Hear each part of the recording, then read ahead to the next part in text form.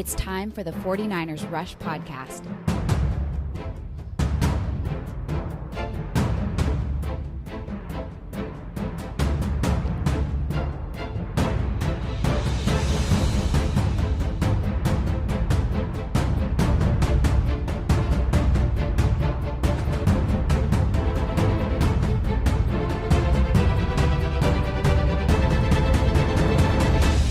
And here's your host, John Chapman.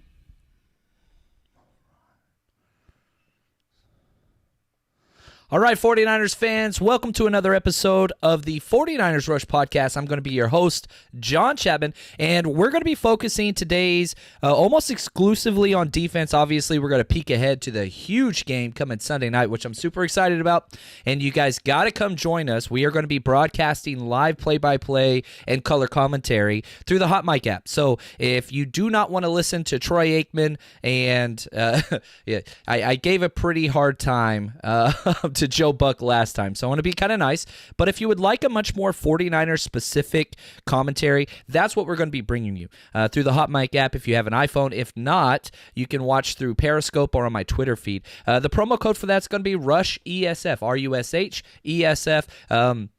The app syncs everything. It brings in the sound from the stadium, so the energy level's still high. And again, we're going to be focused on 49ers, fantasy football, and just a couple other key aspects there. So that's going to be an option for you guys. Please come join us. It's going to be a lot of fun. But, man, let's jump in right away, and let's just talk about the state of the defense. Coming off that victory, 36-26 over the Cardinals. We're now 9-1.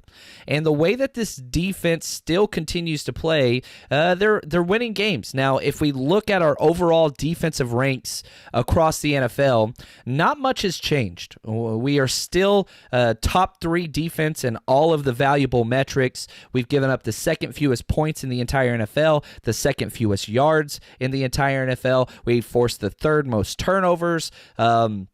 We have given up the fewest first downs across the entire NFL, and this is what continues to stand out. And so you can get into the subcategories of focusing on defensive passing, defensive rushing. There's still wonderful things to look at.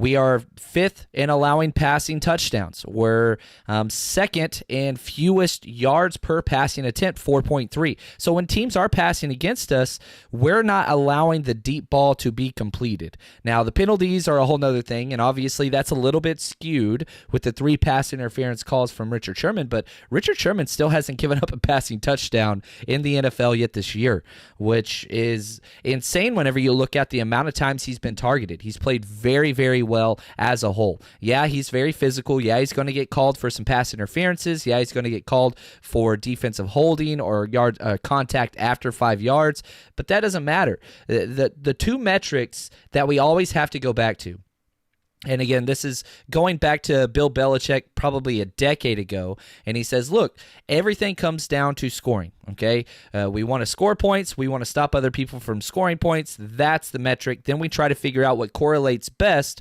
to stopping teams from scoring.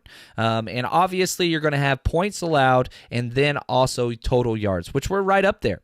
Now, again, I talked about the passing subcategories. Rushing, same thing. We've only allowed 5 rushing touchdowns. One of those was to a wide receiver on an end around. That's 3rd best in the NFL. So teams, once they get into the goal line, we're forcing a lot of times to settle for a field goal. And we saw that recently with the game against the Cardinals. And so NFL teams are going to score points. Now, we've been kind of spoiled with a few of the games that we played when we went to that 3-week stretch where the Browns got 3 points, the Rams got 7, and then the Redskins got 0 against us. That's insane. that doesn't even make sense how we went through that stretch. Now we've gone through 3 games in a row where teams for the first time this year have scored over 20 points. Cardinals 25, Seahawks 27, Cardinals 26. And now we're playing another team that, guess what? I don't want to get too much into Green Bay and what they're about, but they are a very prolific offense. They rank 9th in the NFL in points scored. So it's not like this is going to be another defensive shutout whenever you're playing against Aaron Rodgers and one of the leaders in touchdowns in Aaron Jones. I think he has 14 touchdowns on the year so far, and they're coming off a bye week. So already you have to kind of skew the way in which you're looking at this game coming up, and we're going to do a full episode tomorrow. I'll be back with you guys, just scouting report, predictions, and all that stuff. I've got a conference I'm working for my school on Saturday, so I'm going to bump that episode up to Friday, so just kind of expect that. So we're not going to have a Saturday episode, but we will be back in time for game time on Sunday. So it's going to be a fun game, and this is going to be a huge game. It's been flexed into Sunday night football. It was going to be the afternoon game. And how awesome is this? The NFL and the fans, the ticket prices for this game, I just monitored just because, I don't know, it's a social experiment, if you will. The prices are through the roof. Everybody wants to be at this game. Everybody is going to be watching this. And it's a huge game all across the NFL. Whenever you look at this week, it's a big week. You know, obviously the game which is about to kick off now, the Colts and Texans, has playoff implications. And whenever we look through the rest of the week, there's a lot of stuff going on. One, Carolina at the New Orleans Saints. Yeah, Carolina's taking a little bit of a dip, but that's a division game that could have huge implications with playoff seeding. Then you got Seattle Seahawks are traveling to the Philadelphia Eagles. Giant game. That's not an easy game by any stretch. Philly, again, not playing great, but they blew out the Green Bay Packers at Green Bay. So the Eagles are definitely a team that can surprise some people. Then you've got the Dallas Cowboys traveling to the New England Patriots. That's going to be a lot of fun. Obviously, the Green Bay-San Francisco game. And then Monday night, Ravens traveling to Los Angeles. So you've got a lot of, playoff bubble teams playing top caliber echelon teams. And in the NFL, any given Sunday, people can beat, anybody can win.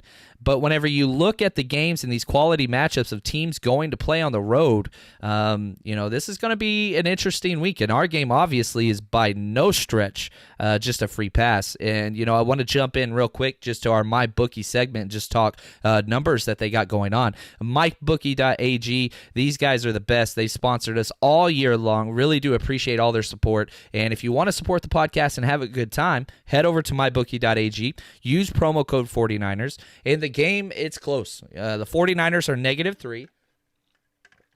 That line has not changed. The over-under's at 48, so that crept up just a little bit. But it seems like it's going to stay steady, especially with the Kittle news, which he practiced today. I'm going to go through the full practice report a little bit later on. But MyBookie is doing something very, very special. I'll have some special bets for you guys tomorrow that I want to highlight. But here's the thing that they're doing. It's stupid from their part, but amazing for our part. Excuse me. Here's the deal. During Thanksgiving week, MyBookie is offering a risk-free bet on the Bears line game on Thanksgiving Sunday, okay? Here's what you do. You choose a team against the spread, up to $250. If you win, you win. Great, that's awesome. You made your money, you're happy. But here's what's nuts. If you lose, MyBookie is giving you back all the money you bet, all the way up to $250. So if you bet $250, it's going to be close to an even bet. They're basically just handing you $250. It makes no sense. Now, in order to get this, all you have to do is head to mybookie.ag, sign up using promo code 49ers. You can put $5 in there, $20 in there, doesn't matter. So let's say you put $10 into MyBookie and you sign up with this code. One, they're going to match that $10. So now you have $20, even though you only put in 10. You bet all $20 on that game. If you win, now you've got $40. And if you lose, guess what? You get your $20 back. It doesn't even make sense, people. Like, they're giving you free money. So please head over there. I don't understand why they're doing this, but it's awesome.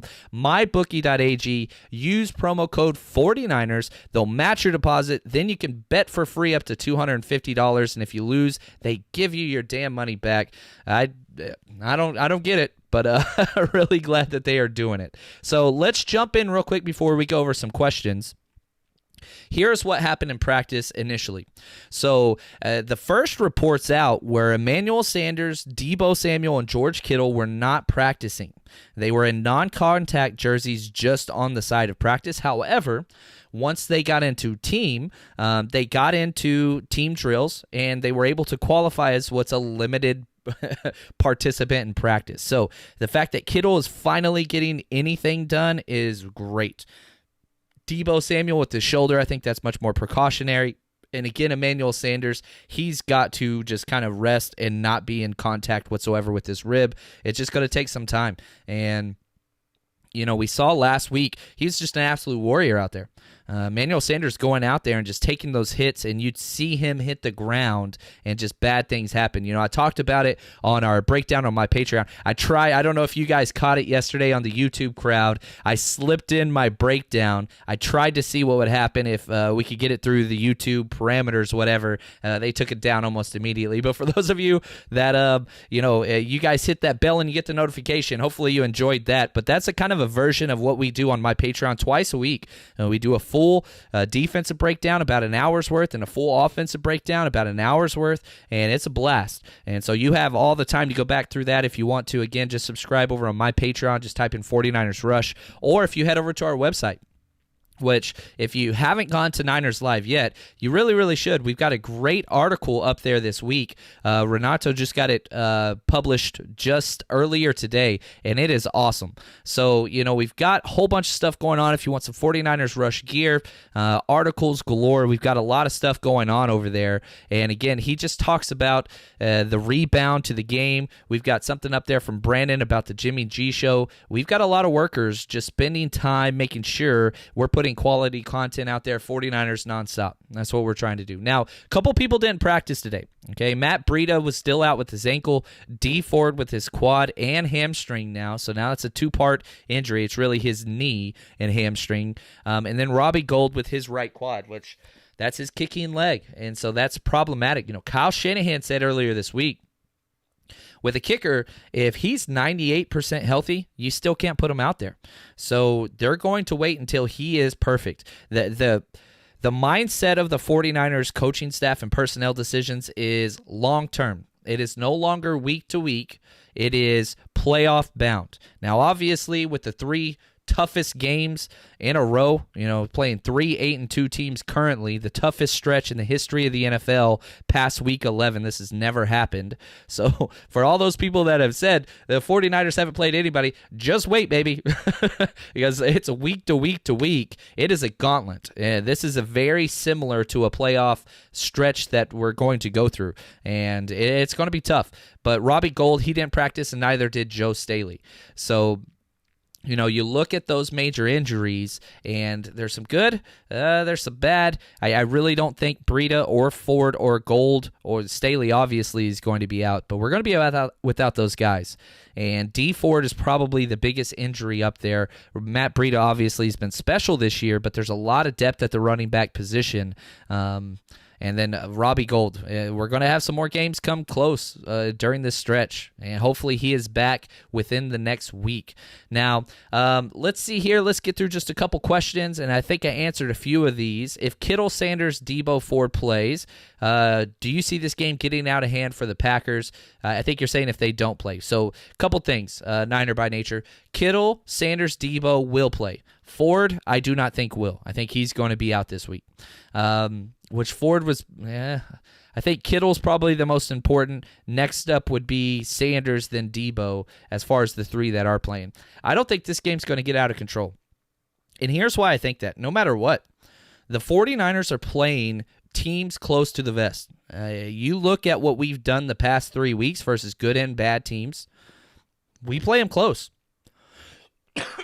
Excuse me.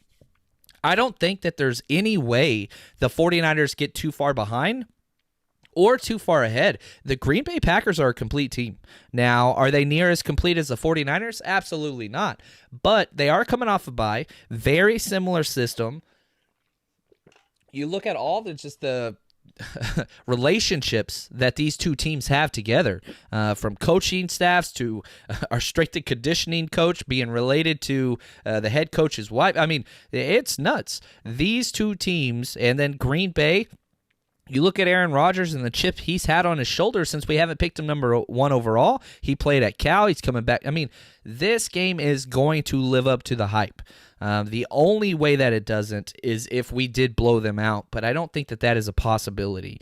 We are definitely a more complete team, but it's going to be a fun game. It's going to be a blast. It got flexed into Sunday Night Football for a reason, and there's a great chance we're going to play them twice. These are two. This is the number 1 and 2 seed in the NFL right now, or in the NFC. So the 49ers are 1, and the Green Bay Packers are 2. So there's a very strong chance that this game is for home field advantage in the playoffs. So it's not a division game, but it is huge. The implications are going to be long-lasting between this game. All right, who can the 49ers put at defensive end on the opposite side of Bosa to generate a pass rush? So here's the deal, and I've thought a lot about this, okay? One, we lost Ronald Blair, okay? Then we bring in Demontre Moore, who played great in very limited steps. They moved Solomon Thomas out on the edge as well. But here's what I want to see us do. I want us to do a strong rotation with 3 defensive linemen. Nick Bosa is playing about 90% of snaps, and then you have Eric Armstead, who's playing about 90% of about 85% of snaps, but he's playing on the inside some. I think now, with that injury, you just keep him on the outside. And so you have your 2 starting defensive ends in Eric Armstead and Nick Bosa, and you're rotating Demontre Moore back and forth to give them spells. Worst case scenario, I hate to say it, you've got to put Solomon Thomas out there a little bit. But I do not want to take DeForest Buckner outside of his prime position. I don't want to do that. If you take Solomon Thomas outside of his prime position, you're not losing near as much. He's not near as effective as DeForest Buckner. So if you're going to play somebody out of position, do it to where it's a guy that already has a very low ceiling anyway. So personally, I want to see a very high snap rate with Nick Bosa and Eric Armstead, and you're just rotating in Demontre Moore back and forth to spell both of those guys. But their snap count should be high. Then worst case, you put Solomon Thomas out there. That's what I want to see. So if the Niners win the Super Bowl, will you grow dreadlocks? I don't think I can grow dreadlocks, but yeah, that would be totally worth it. I'd be down for whatever. I don't really care. That'd be amazing. What part of our defense is Aaron Rodgers most likely to expose? Yeah, they throw the ball to the running back as well as anybody in the NFL. They don't really run the ball a lot, and just a couple tendencies I've found already. They throw the ball the most on first and second down. They throw the ball the second most in the entire NFL. So they love to target running backs out of the backfield. So this is going to be a Greenlaw, Jaquiski Tart, and Fred Warner game. If they can limit those huge plays to the running back out of the backfield, which again, Aaron Jones, the running back, 14 touchdowns so far running and receiving, that's going to be huge. Let's see here. You think our offense will get into better rhythm with Kittle? Hell yes, I do. Kittle is gigantic. Sanders, he's huge. Kittle is the piece, okay? Kittle is the most valuable player, I think, to this team. I really believe that. Offense, defense, I think he is number 1. I do believe he's one of the better players in the NFL, still ranked the highest player across all positions for Pro Football Focus, and there's a reason why. He impacts everything. From the running game, blocking, excuse me, passing, it doesn't matter. He does it all. So I think Kittle, we're going to have a better job, do a better job running, but still you have to understand, if teams want to stop us from running, they can do that. And it's going to rely on Jimmy Graham and Kittle to be able to get past that point. Excuse me, guys. This is the wonderful thing of a live show, right? All right, so a couple other things that I want to get to, a couple other questions, but I did say this was going to be a defensive episode. I don't want to get too far off on the offense, and we're going to break down very soon the entire Green Bay game. So here we go. Let's jump back just a little bit. The top graded defensive players versus the Arizona game, which we haven't got a breakdown yet, and it's interesting. A lot of people would have guessed this, but the number 1 player is Tarvarius Moore. He only played 2 snaps. The last 2 snaps at whenever it was kind of in the whatever, pitching the ball back and forth, whatever. But he got a 91.3 grade. Anytime Tarvarius Moore has been out there, he has been fantastic. I think he's going to be a part of the team long term. I don't think outside of an injury he gets starting time, but I do think that he is special, and with his talent, the longer he is in this scheme, the better it is going to go. Julian Taylor, 20 snaps. Way to go, man. Now, he played so good, DJ Jones is back healthy. Now, what is the coaching staff going to do? Julian Taylor's had active roles in 2 games, and he has been absolutely elite. Now, Sheldon Day, on the other hand, he's the second worst 49er. Stop me if you've heard me say this before. Sheldon Day finished with a 49.2. He was abysmal. There it is. Ding, hit the bell. When are they going to stop giving that guy playing time? Julian Taylor goes out there for 20 snaps and is amazing, whereas Sheldon Day plays 21 snaps and he's awful. And in the breakdown, you see it every single play. He's getting pushed around everywhere. He cannot contain his gap.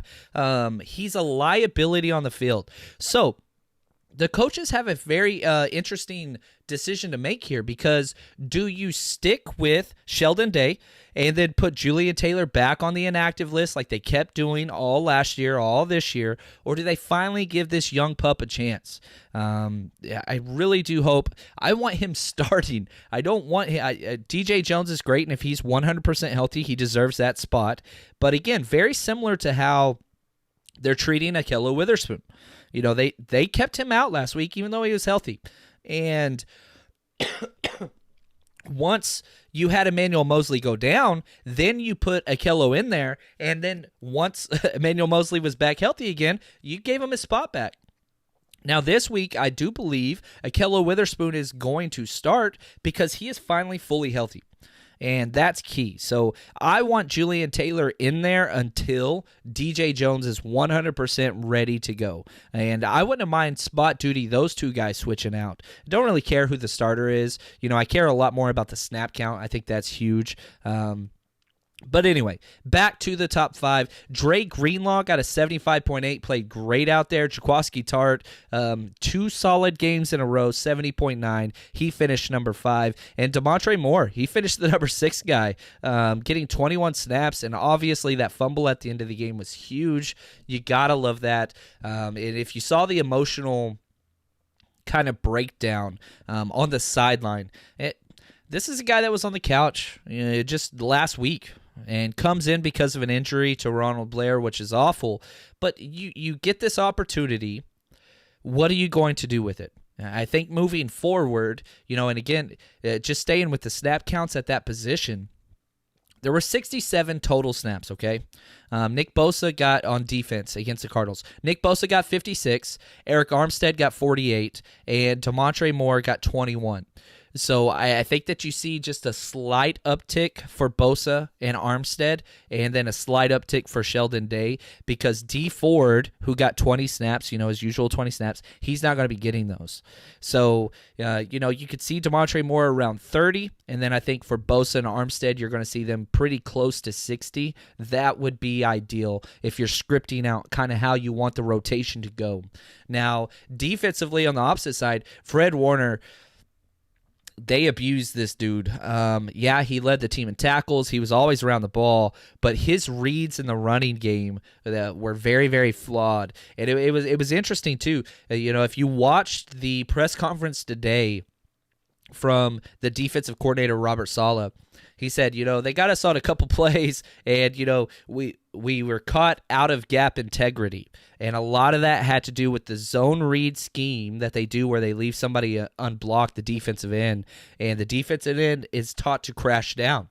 And what has to happen is the defensive end crashes down to take the dive, and then the linebacker is supposed to gap exchange back to outside contain. And if you look at that huge touchdown by Kyler Murray, it's because Fred Warner was just super late. He just had a bad game where he was almost there a lot of times, and so that's something that he's going to have to fix. But he's got to get. This is the game to do it on, because they're going to be going right at him again. Fred Warner is capable of being one of the better linebackers in the NFL. Just consistency, and he's not a freak athlete. He's an instinctual linebacker, and so whenever those instincts perhaps take him the wrong way on misdirection or flow away or whatever, That's problematic. So we'll have to see. Hopefully he'll be able to get that corrected. Third worst player on defense was K'Wan Williams, strangely enough, and a lot of it had to do with just some missed tackles. Pretty great across the board, just a 29.1 tackle grade, which just pulled everything down. Solomon Thomas, fourth worst grade. He got 26 snaps. He had a 57.7. And then DeForest Buckner, great at the point of attack most of the game. He got blown off the ball on a couple double teams for the big runs up the middle. So some good there, some bad. Definitely a lot of things to kind of take and move on. And probably the lowest grade for Nick Bosa all year, which isn't a bad grade. He got a 65.1, which is starter level NFL quality. But he hasn't had a sack in 3 games. This is something that needs to step up. He's going against David Bakhtiari this week, which is one of the best left tackles in the NFL. So that's definitely problematic, but I think it's Bosa time. I really do think he's going to have an opportunity because Aaron Rodgers always wants to elongate the passing play, and he wants to wait for that huge play to open up. Bosa's going to have some opportunity because he's very relentless back there whenever he gets that deep arc in the pass rush. So here we go. Let's do a couple other questions. I'm not too much into what other people have to say, but I was surprised how much Green Bay fans have been disrespectful to us. It's interesting to say the least. Green Bay fans, I'll say this. If you look across the NFL, the Green Bay fans have been one of the, I don't want to say classiest, but loyal, kind of chill, most realistic fan bases out there. I go to every NFL draft, and it's one of my favorite times of the year. And I went to the one in Chicago, and Green Bay fans outnumbered Chicago Bears fans big time, and they were all awesome. I've gone to games in Chicago. I've never been to Lambeau yet, but I haven't had a lot of issues with the Packers fans. However, this week, Twitter brings out the worst in all of us. 49ers fans, the 49ers Twitter's not great either. But yeah, it's been showing up a little bit. So we'll see what happens. But all in all, I think the Packers fan base is pretty solid. So yeah, take it with a grain of salt. It's what it is. Let's see here. Nick, which defensive player is most likely to have a huge game against the Packers?